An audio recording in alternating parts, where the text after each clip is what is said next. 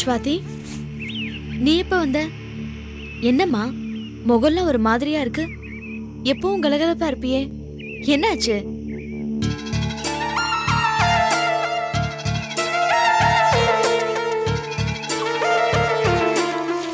என்ன, ஏதாவது பிரச்சனையா? பொண்ணா பிறந்துட்டாலே பிரச்சனை தானே அண்ணி.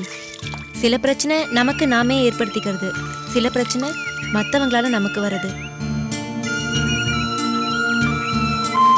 சந்தோஷமா இருக்கிற பொம்பளைங்களே ரொம்ப கம்மியா தான் இருப்பாங்கன்னு நினைக்கிறேன். அவங்களும் சன்னியாசம் வாங்கினவங்களா தான் இருப்பாங்க. என்ன ஸ்வாதி இப்படி பேசுற? கல்யாணம் நிச்சயம் பண்ண பொண்ணு கலகலப்பா இருக்கிறத விட்டுட்டு ஏதோ வாழ்ந்து முடிச்ச மாதிரி இப்படி பேசுற? வாழ்க்கை ஆரம்பிக்கவே இவ்வளோ கஷ்டமா இருக்கு. இத்தனைக்கும் எனக்குன்னு கனவோ தனிப்பட்ட விருப்பமோ பேராசையோ கிடையாது. ஊரு உலகத்துல ஏன் வயசு பொண்ணுங்க எவ்வளோ சந்தோஷமா இருக்காங்க. அக்கா தங்கச்சிங்களோட எவ்வளவு பாசமா இருக்காங்க. போட்டி பொறாம இல்லாம ஒத்துமையா இருக்காங்க. ஆனா ஏன் விதி?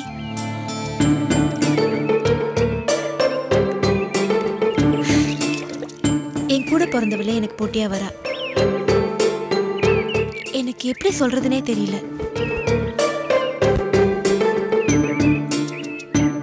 என்னம்மா சொல்ற? அனிதா அப்பா செல்லும், அது உங்களுக்கே தெரியும்.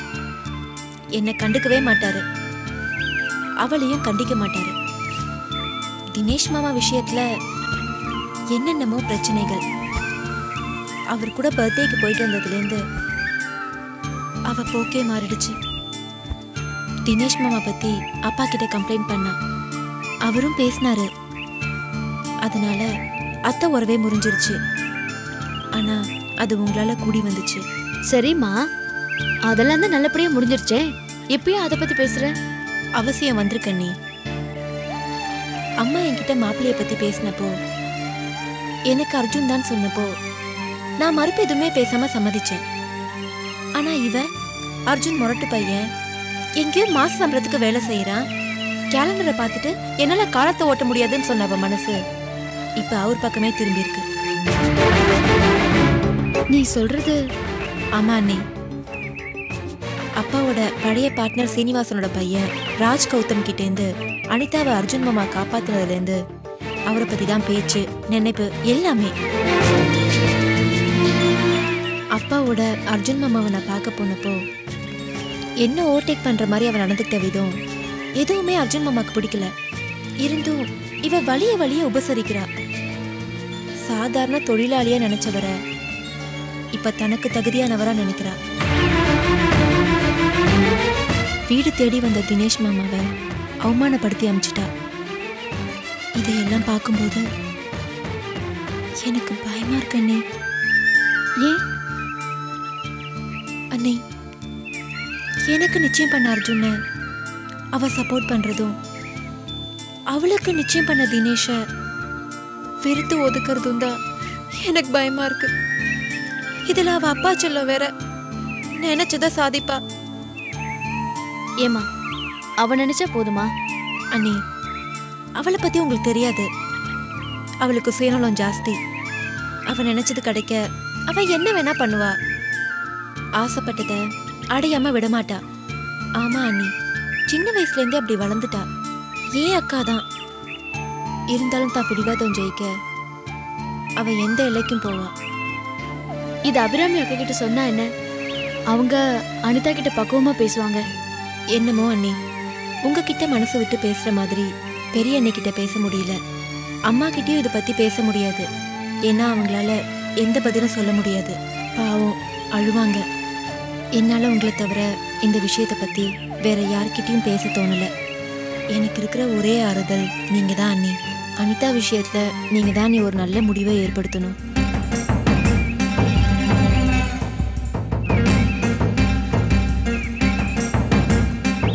என்ன ரம்யா? ஒன்றும் இல்லை, சுடிதார் எடுக்க வந்தேன். சரி.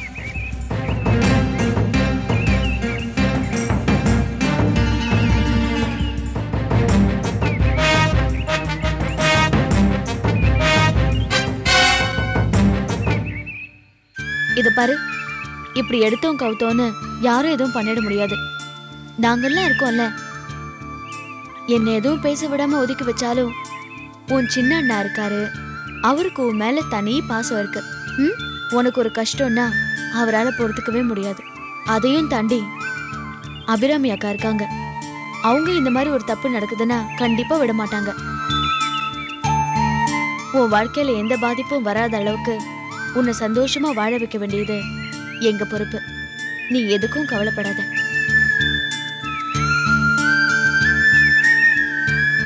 கண்டதையும் போட்டு மனசு குழப்பிக்காம போ, நான் வரேன்.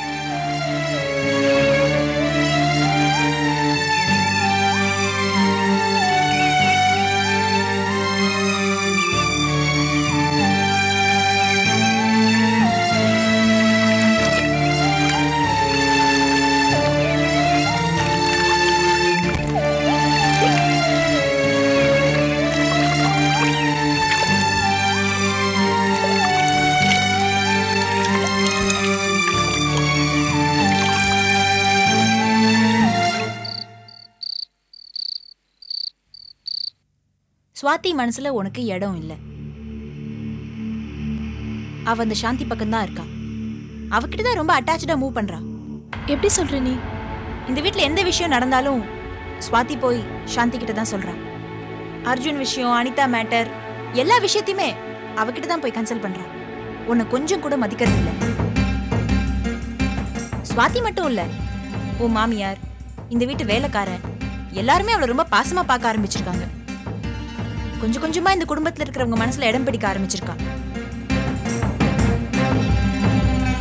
அர்ஜுன் கார்த்திக்கும் சாந்திக்கும் ஃபுல் சப்போர்ட். கற்பகத்தை என்னடானா அவங்க உயிரை காப்பாத்தினதுக்காக சாந்திக்கு புடவை வாங்கி தராங்க, ரொம்ப பரிவா பேசுறாங்க. தினேஷ் நிலைமையும் அதேதான். இந்த வீட்டுல உன் மாமனாரை தவிர மத்தவங்க அத்தனை பேரும் அவகிட்ட ரொம்ப அன்பா நடந்துக்க ஆரம்பிச்சிருக்காங்க. சோ உனக்கு இருக்கிற ஒரே ஒரு நம்பிக்கை உன் மாமனார் ஆர்கே மட்டும்தான். ஜாக்கிரதை. நான் விட மாட்டேன் ரம்யா. இந்த வீட்டையும் வீட்டுல இருக்கிறவங்களையும் என்னைக்குமே என்னை விட்டு போக விட மாட்டேன். நான் வாழ்ந்தா இங்க மகாராணியா வாழுவேன். நான் எரிஞ்சிட்டா இந்த பங்களாவையும் எரிச்சிடுவேன்.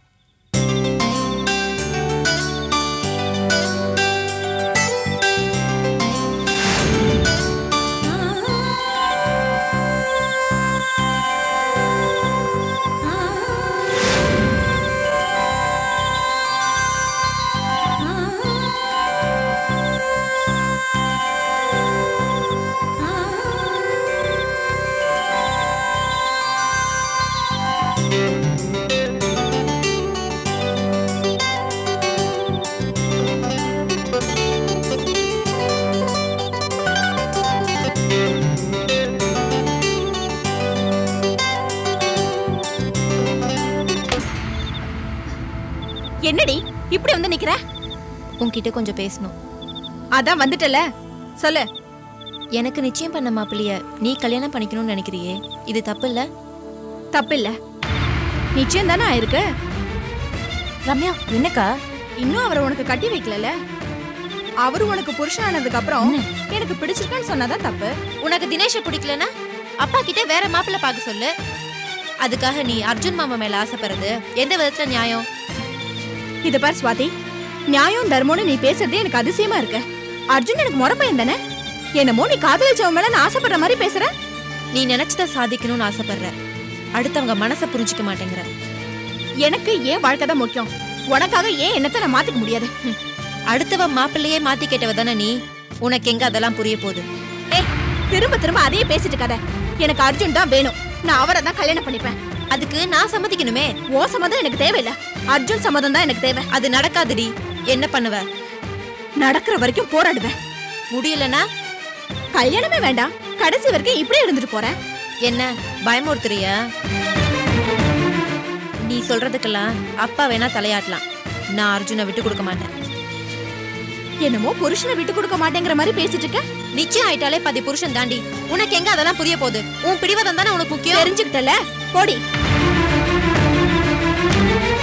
நீ எப்படி அர்ஜுன் மாமாவை கட்டிக்க போறேன்னு நானும் பாக்குறேன். நல்லாவே பாரு, முதல்ல இடத்த காலி பண்ணு. சீப்பா, நீ எப்பதான் திருந்துவியோ?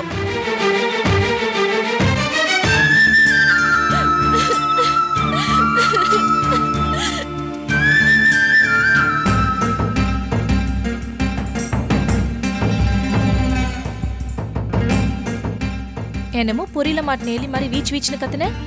பாத்தியா, அக்காளுக்கு தங்கச்சிக்கு பத்திக்குச்சு. எப்போ நம்ம கொடிதான் நீ பறக்கும்.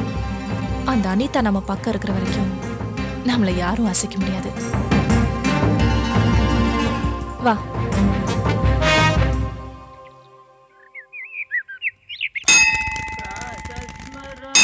என்ன கார்த்திக் இது?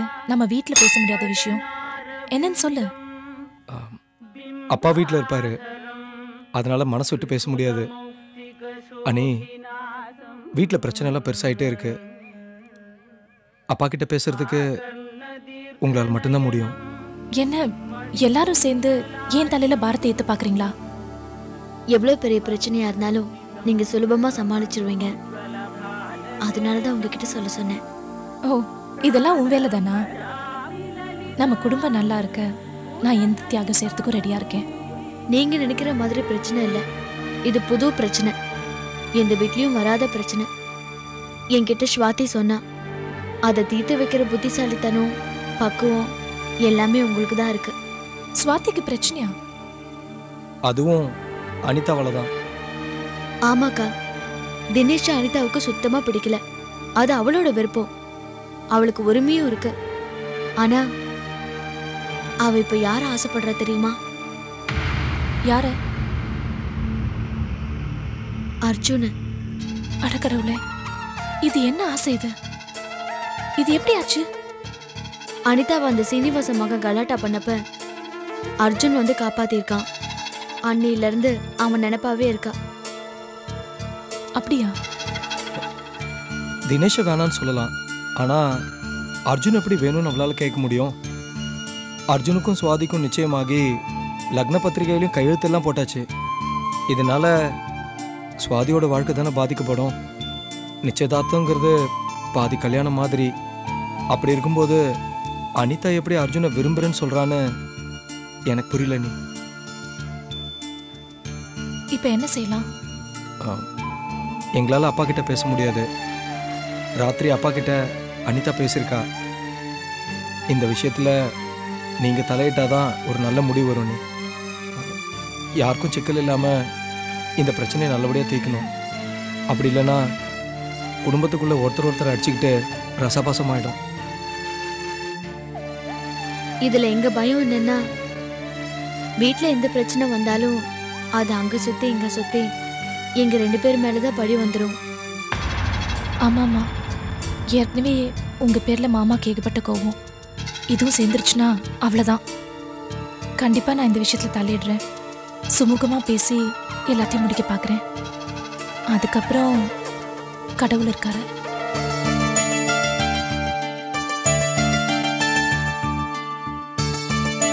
கடவுள் என் பக்கம்தான். உங்க உறவை அத்தனையும் உடைக்கிறேன். நீங்க 2 பேரும் கவலைப்படாதீங்க, நான் பாத்துக்கிறேன்.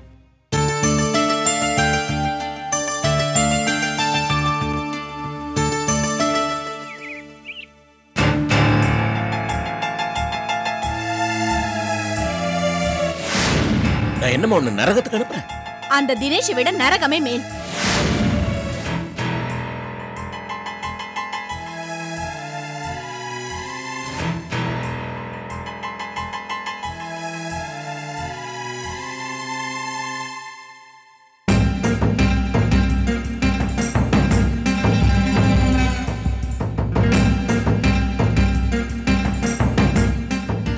மாமா, இந்தாங்க. என்னது? டேப்லெட். இதெல்லாம் வேண்டாம் ராஜிட்டே சொன்னேன். அத்தை என்கிட்ட சொன்னாங்க, அதான் நானே வந்தேன். மாமா, நான் உங்ககிட்ட எத்தனை தடவை சொல்லியிருக்கேன், உங்க கோவத்தை எங்க மேல காட்டுங்க, இப்படி சாப்பாடு மேலேயும் மாத்திரை மேலேயும் காட்டாதீங்கன்னு. நீங்க நல்லா இருந்தாதான் நாங்க நல்லா இருக்க முடியும் மாமா.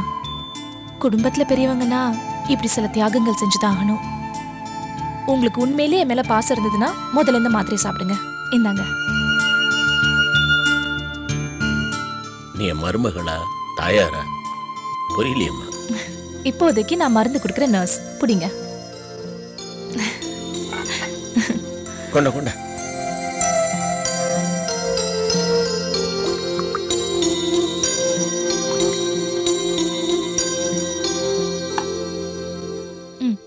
இப்ப சொல்லுங்க மாமா, என்ன குழப்பம்? எல்லாம் இந்த அனிதாவால தாம்மா. அவளால ஒரே குழப்பமா இருக்கு.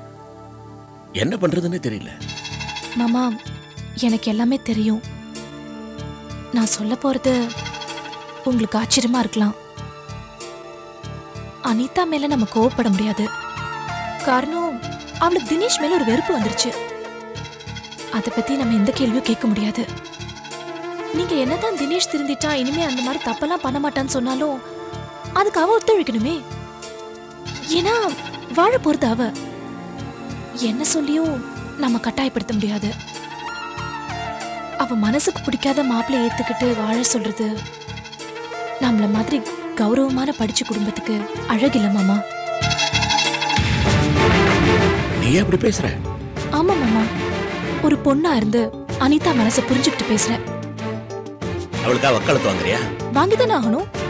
இந்த வீட்டு பொண்ணுங்களுக்கு அவங்க அம்மா ஸ்தானத்துக்கு அப்புறம் நான் தானே மாமா. என் பொண்ணுங்கள ஒருத்தி கண் கலங்கலாமா? இப்ப என்ன பண்ண சொல்ற? அனிதா தினேஷ விரும்பாதது ஒரு பக்கம் இருக்கட்டும், ஆனா அதை விட முக்கியம் இப்போ அனிதா அர்ஜுனை விரும்புறா. என்னது? நீ என்ன சொல்ற? இதே மாதிரி தான் மாமா எனக்கும் கேட்கும்போது பயங்கர ஷாக்கா இருந்தது. இவ எப்படிமா அர்ஜுன் மேல ஆசைப்படலாம்? நியாயமா அது? நியாயத்தை பத்தி இப்ப பேசாதீங்க மாமா. அவளுக்கு அவனை பிடிச்சிருக்கு. அவ விருப்பத்தை நம்ம எப்படி குறை சொல்ல முடியும்? ஏன் பிடிச்சிருக்கு, எந்த சூழ்நிலை பிடிச்சிருக்கு எல்லாமே சொல்றாளே. இது நடக்குமோ நடக்காதோன்றது வேற விஷயம். ஆனா அவனை பத்தி நினைக்காத நம்ம எப்படி சொல்ல முடியும்? அவளுக்கே தப்புன்னு தெரியறப்போ நாம என்ன செய்ய முடியும் மாமா?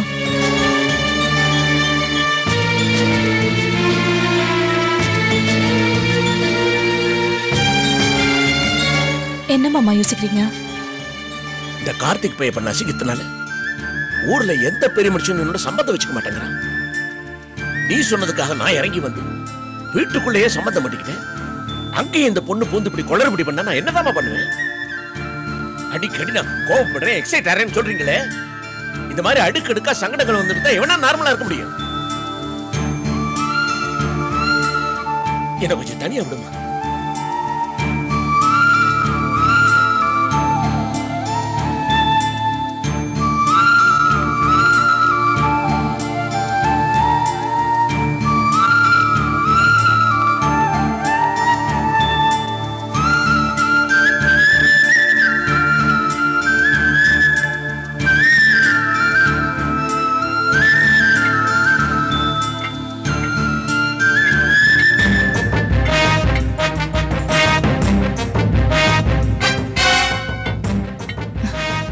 எவ்வளவு தான் யோசிச்சாலும் குழப்பம்தான்.